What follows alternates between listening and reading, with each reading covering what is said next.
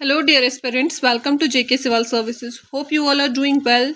तो आज हम पढ़ेंगे जनरल नॉलेज के most expected MCQs that are important for the upcoming exam, that's nursing ed. ठीक है, तो चलिए स्टार्ट करते हैं। वीडियो स्टार्ट करने से पहले आप देख सकते हैं कि आपके स्क्रीन पे कुछ कोर्सेज आए होंगे जो बहुत ही अफोर्डेबल प्राइस पे अवेलेबल है। आप इनको एक्सेस कर सकते हैं हमारी ऐप पे।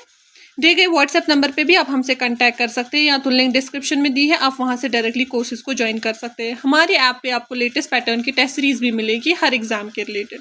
चलिए वीडियो स्टार्ट करते हैं। क्वेश्चन नंबर 1 आपकी स्क्रीन पे आ चुका होगा। तो क्वेश्चन नंबर 1 में दिए गए हैं कुछ statements regarding the space program of India. ठीक है, स्पेस प्रोग्राम ऑफ इंडिया के बारे में कुछ स्टेटमेंट्स दिए गए। पहला स्टेटमेंट कहता है चंद्रयान-1 जो है वो इंस्ट्रूमेंटल था इन discovering water molecules on the moon using the moon mineralogy mapper instrument. तो ये स्टेटमेंट हमारा बिल्कुल करेक्ट है। चंद्रयान-1 ने moon mineralogy mapper instrument use किया था और डिस्कवर किए थे water molecules on the moon. ठीक है, तो पहला स्टेटमेंट हमारा करेक्ट है। सेकंड स्टेटमेंट कहता है कि GSLV-M के थर्ड लॉन्च व्हीकल जो है वो यूटिलाइज करता है क्रायोजेनिक अपर स्टेज। ये स्टेटमेंट भी हमारा करेक्ट है कि वो हमारे पास क्रायोजेनिक अपर स्टेज ही यूज करता है। ठीक है, उसके बाद हमारे पास थर्ड स्टेटमेंट है कि एस्ट्रोसैट जो है वो इंडिया का first dedicated multi wavelength space observatory है। ये स्टेटमेंट भी हमारा करेक्ट है कि first dedicated multi wavelength space observatory जो है वो एस्ट्रोसैट है। ठीक है, उसके बाद हमारे पास फोर्थ स्टेटमेंट है कि the navigation with Indian constellation system provides positioning services strictly limited to Indian mainland. जो नेविक है वो पोजिशनिंग सर्विसेज जो है वो स्ट्रिक्टली दिखाता है सिर्फ टू द इंडियन मेनलैंड। ऐसा कुछ नहीं है, ये स्टेटमेंट हमारा गलत है। वो सिर्फ इंडियन मेनलैंड नहीं दिखाता है, बल्कि वो बियॉन्ड द इंडियन बॉर्डर जो है ना उससे भी 1500 किलोमीटर दूर दिखाता है, जो इंडियन बॉर्डर से दूर दूर तक की चीजें हैं। ठीक है, तो फोर्थ स्टेटमेंट हमारा गलत है। 1 गया, बी भी गया। अब हमारे पास सी पार्ट 1, 2, 3 इसका आंसर आएगा। Okay, let's move towards the question number 2। Question number 2 जो है उसमें कुछ प्रिंसिपल लैंग्वेजेस के रिलेटेड स्टेटमेंट्स दिए गए हैं। पहला स्टेटमेंट कहता है करंटली हमारे पास 6 लैंग्वेजेस है इंडिया में जो ऑफिशियली रिकॉग्नाइज की गई है एज ए क्लासिकल लैंग्वेज। ये स्टेटमेंट हमारा बिल्कुल करेक्ट है। सेकेंड स्टेटमेंट हमारा कहता है कि सिंधी जो है वो ऐड किया गया था 8th शेड्यूल में by the constitution bye 21st amendment act. ये स्टेटमेंट भी हमारा करेक्ट है। थर्ड स्टेटमेंट कहता है आर्टिकल 343 ऑफ द कॉन्स्टिट्यूशन जो है वो मैंडेट करता है हिंदी जो है वो नेशनल लैंग्वेज ऑफ इंडिया है। ये स्टेटमेंट हमारा गलत है, क्योंकि कॉन्स्टिट्यूशन जो है वो डिजिग्नेट नहीं करता है किसी भी लैंग्वेज को एज ए नेशनल लैंग्वेज। ठीक है, और जो हमारे पास आर्टिकल 343 है वो असल में क्या दिखाता है, वो दिखाता है कि हिंदी जो है वो देवनागरी स्क्रिप्ट में जो है वो एक ऑफिशियल लैंग्वेज है इंडियन गवर्नमेंट की। ठीक है, यूनियन गवर्नमेंट की, वो नेशनल लैंग्वेज नहीं है। तो थर्ड स्टेटमेंट हमारा गलत हो जाएगा। Santhali, Maithili, Bodo, Dogri were added to 8th schedule in 2003। तो ये स्टेटमेंट हमारा बिल्कुल करेक्ट है। ठीक है, तो हमारे पास 1, 2 और 4, 1, 2 and 4 that means B part correct answer है। Okay, let's move towards the question number 3। Question number 3 जो है हमें कुछ स्टेटमेंट्स दिए गए हैं regarding the India's atomic research programme. तो सबसे पहले स्टेटमेंट में कहा जाता है कि India third stage nuclear power programme जो है वो अल्टीमेटली डिजाइन किया गया है ताकि वो यूटिलाइज कर सके वास्ट रिजर्व्स ऑफ यूरेनियम 235। ये स्टेटमेंट हमारा गलत है, क्योंकि डॉक्टर होमी भाभा ने डिजाइन किया था third stage nuclear program eventually utilise करने के लिए India's vast reserves of thorium. ठीक है, यूरेनियम नहीं करने के लिए। ये किसने किया था third stage nuclear program design? Doctor Homi Bhabha ने, और उसने थोरियम को यूटिलाइज करने के लिए इसको डिजाइन किया था। तो पहला स्टेटमेंट गलत है। सेकंड स्टेटमेंट कहता है अप्सरा जो है वो लोकेटेड है भाभा एटॉमिक रिसर्च सेंटर में एंड वो फर्स्ट न्यूक्लियर रिसर्च सेंटर है एशिया में। ये स्टेटमेंट हमारा करेक्ट है। थर्ड स्टेटमेंट कहता है कामनी रिएक्टर जो कल्पकाम में है वो वर्ल्ड का ओनली ऑपरेटिंग रिएक्टर है जो यूज करता है यूरेनियम 233 एज ए फ्यूल। ठीक है, 233 अलग है, 235 अलग है। ठीक है, वो 233 को एज ए फ्यूल यूज करता है। तो ये स्टेटमेंट भी बिल्कुल करेक्ट है। तो इसका आंसर आएगा 2 and 3 B part. Let's move towards the question number 4। Question number 4 जो है that is regarding the United Nations Organisation. तो पहला स्टेटमेंट कहता है कि यूएन जनरल असेंबली जो है वो ओनली प्रिंसिपल ऑर्गन है जहां पे सारे मेंबर जो है वहां पे इक्वल रिप्रेजेंटेशन है उनकी। बिल्कुल करेक्ट स्टेटमेंट है। यूएन जनरल असेंबली जो है वो यूनाइटेड नेशंस का सिर्फ इकलौता प्रिंसिपल ऑर्गन है जहां पे सारे मेंबर्स को इक्वल रिप्रेजेंटेशन है।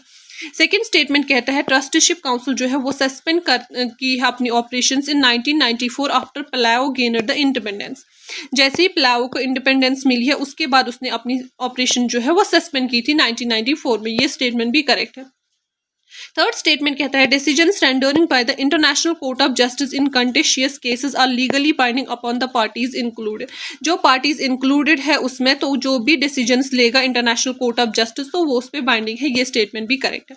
फोर्थ स्टेटमेंट कहता है कि यूएन सेक्रेटरी जनरल जो है वो अपॉइंट किया जाता है exclusively by the UN security council. ये स्टेटमेंट हमारा गलत है, क्योंकि जो हमारे पास यूएन सेक्रेटरी जनरल है वो अपॉइंट किया जाता है by the general assembly upon the recommendation of security council, not by the security council alone. ठीक है, जनरल असेंबली उसको रिकमेंड अपॉइंट करती है लेकिन रिकमेंडेशन सिक्योरिटी काउंसिल देती है। ठीक है, तो फोर्थ स्टेटमेंट हमारा गलत है। 1, 2 and 3 A part correct answer है।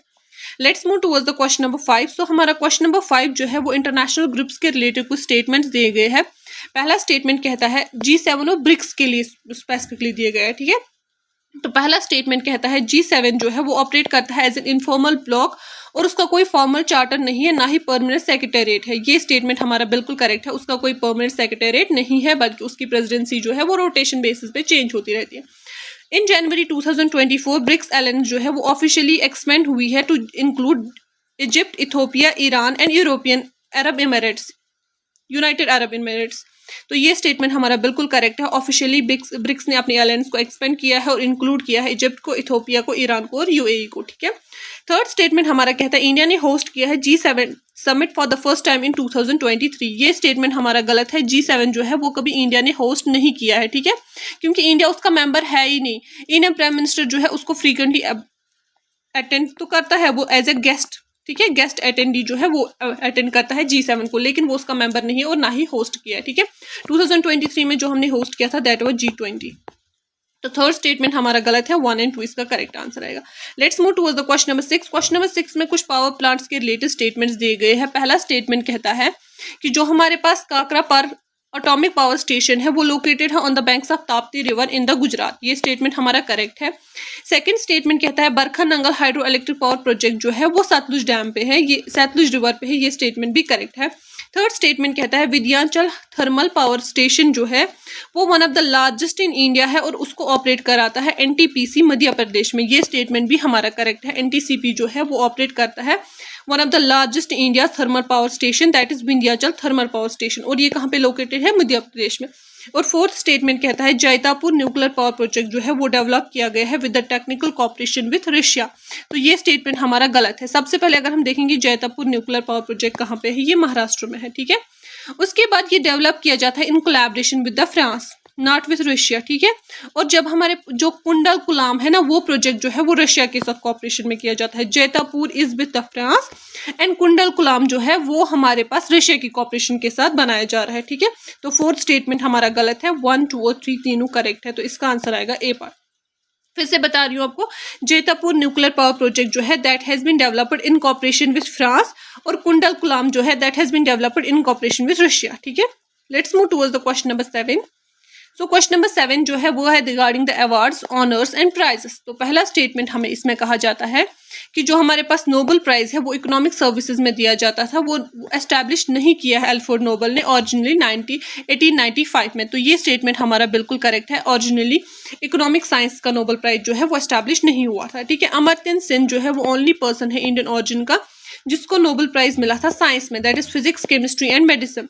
तो ये स्टेटमेंट हमारा गलत है, ऐसा कुछ नहीं है। और भी बहुत सारे लोगों को, जैसे कि सीवी रमन को फिजिक्स में मिला था, हरगोबिंद खुराना को मेडिसिन में मिला था, सुब्रमण्यम चंद्रशेखर जो है उनको फिजिक्स में मिला था, रामाकृष्णन को केमिस्ट्री में मिला था। तो और भी बहुत सारे इंडियंस हैं जिनको नोबेल प्राइज मिला है केमिस्ट्री, फिजिक्स एंड मेडिसिन में। अमर्त्य सेन ओनली नहीं है, तो ये स्टेटमेंट हमारा गलत है। ठीक है, उसके बाद थर्ड स्टेटमेंट कहता है इंडियाज हाईएस्ट सपोर्टिंग ऑनर जो है खेल रत्न अवार्ड वो रिनेम किया गया है by an hockey legend Major Dhyanchand in 2021।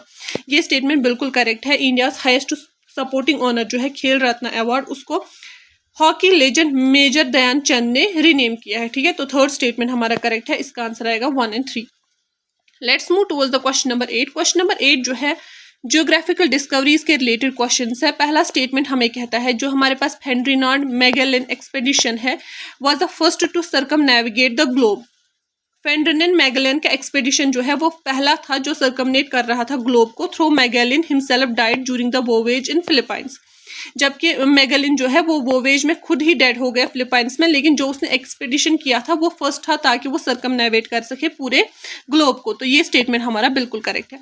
Second statement कहता है रोनाल्ड अमंडसेन जो है वो फर्स्ट एक्सप्लोरर था ताकि वो सक्सेसफुली रीच हो जाए to the South Pole. South Pole में फर्स्ट सक्सेसफुल एक्सप्लोरर जो रीच हुआ है वो है रोनाल्ड अमंडसेन। ये स्टेटमेंट भी करेक्ट है। थर्ड स्टेटमेंट कहता है केप ऑफ गुड होप जो है वो ओरिजिनली नेम था उसका केप ऑफ स्टॉर्म्स, और वो किसने दिया था, वो एक पुर्तगीज एक्सप्लोरर ने दिया था जिसका नाम था बाल्टोमी डियास। तो ये स्टेटमेंट भी बिल्कुल करेक्ट है। केप ऑफ गुड होप का ओरिजिनल नेम था केप ऑफ स्टॉर्म्स, और वो एक पुर्तगीज एक्सप्लोरर ने दिया था। फोर्थ स्टेटमेंट कहता है एबल तस्मान जो है वो फर्स्ट यूरोपियन एक्सप्लोरर है जो रीच हुआ था टू द हवाईयन आइलैंड्स। ऐसा कुछ नहीं, ये स्टेटमेंट हमारा गलत है, क्योंकि सबसे पहले जो रिकॉर्ड है कि यूरोपियंस में से किसने सबसे पहले हवाईयन आइलैंड को डिस्कवर किया था या एनकाउंटर किया था, वो था जेम्स कुक। ठीक है, और तब अबल तस्मान जो है वो नून है for his वोवेजेस to Tasmania, New Zealand and Fiji. Tasmania, New Zealand and Fiji, ठीक है, इसके लिए नून है वो।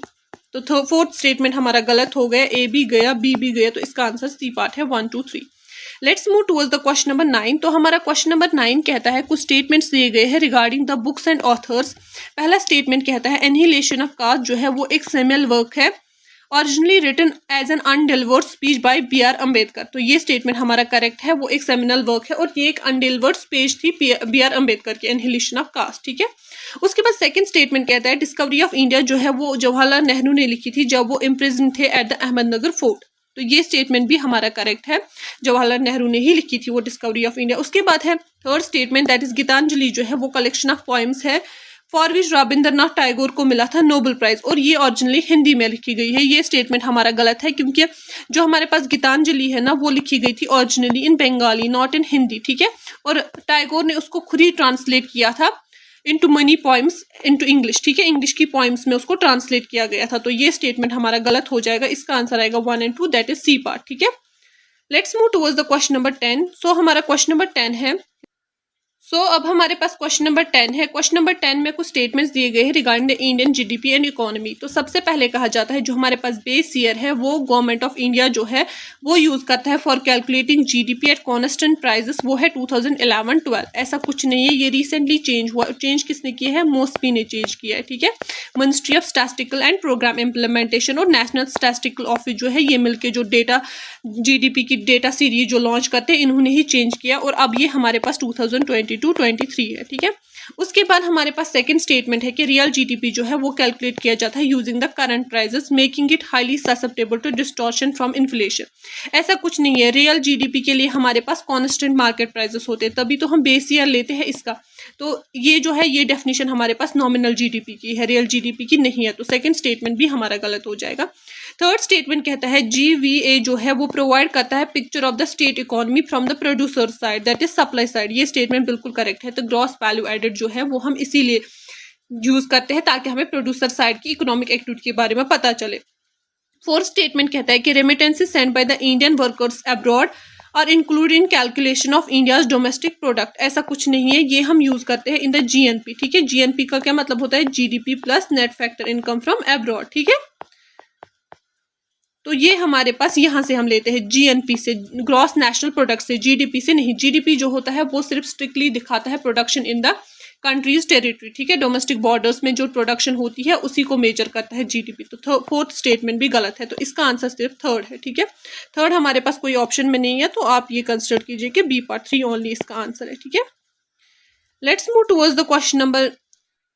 हमारा क्वेश्चन नंबर 11 जो है that's regarding the world of supports. उसके रिलेटेड कुछ स्टेटमेंट्स दिए गए। सबसे पहले कहा जाता है कि थॉमस कप जो है वो एक प्रेस्टीजियस इंटरनेशनल टीम चैंपियनशिप है इन मेंस बैडमिंटन जो इंडिया ने वॉन किया था फर्स्ट टाइम इन 2022। ये स्टेटमेंट हमारा बिल्कुल करेक्ट है।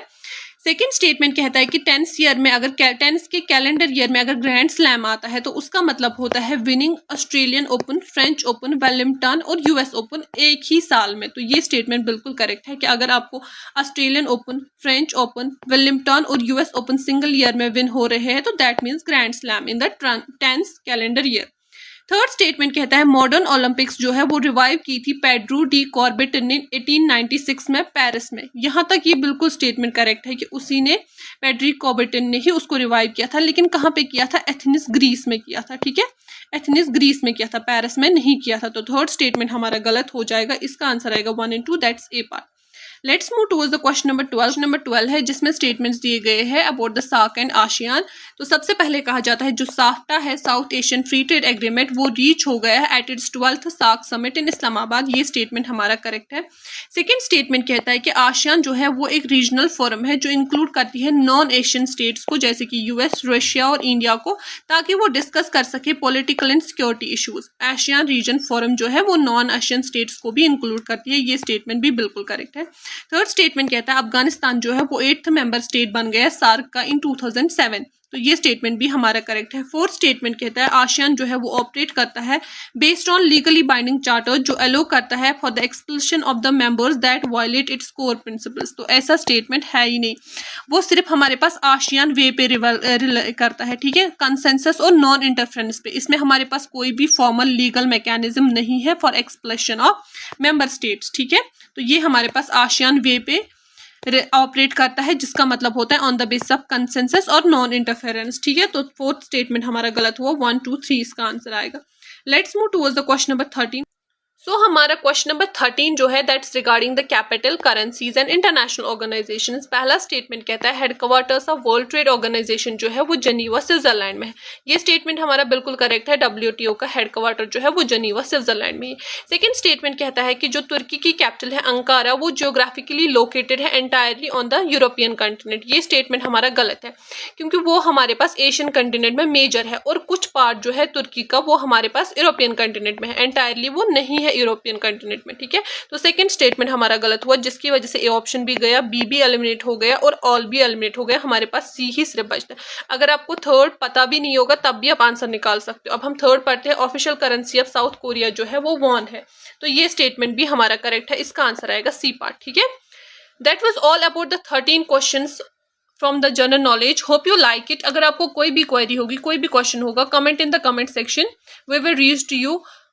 और अपना स्कोर भी कमेंट कीजिएगा। Hope you like the video. Bye bye.